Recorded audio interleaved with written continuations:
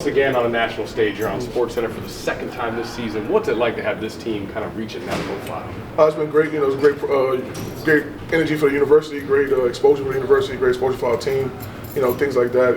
Great exposure for the individuals, having these highlight plays being shown all across the world. Because especially the last thing went viral with Chris. So we're just excited about that. Will that help you when you go try to get guys in the offseason? Will you use that? No, I don't think I use that in the offseason. I think that we try to use success in the offseason. Try to use hopefully a championship in the offseason, try to go get guys and, try to preach that more than the highlights and things like that. I think now we're not like a foreign name or unknown or commodity, so it's easier to get players.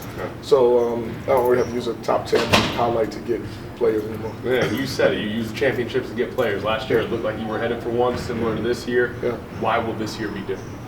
I think you learn from your mistakes from last year. I think that we returned 4 out of 5 starters from last year, so I think those guys understand some of the mistakes that were made last year. So I think that you're able to correct those mistakes. Now, once again, you still have to be lucky, and hopefully luck is on our side for those 3 days in March. But I do think that you have to be talented too, and I think we have that talent thing checked off. So if we can combine with a little bit of luck, then we'll be some magic happening on March 15th. When you talk about those mistakes, is it technical on the court, or is it within your preparation and within the approach?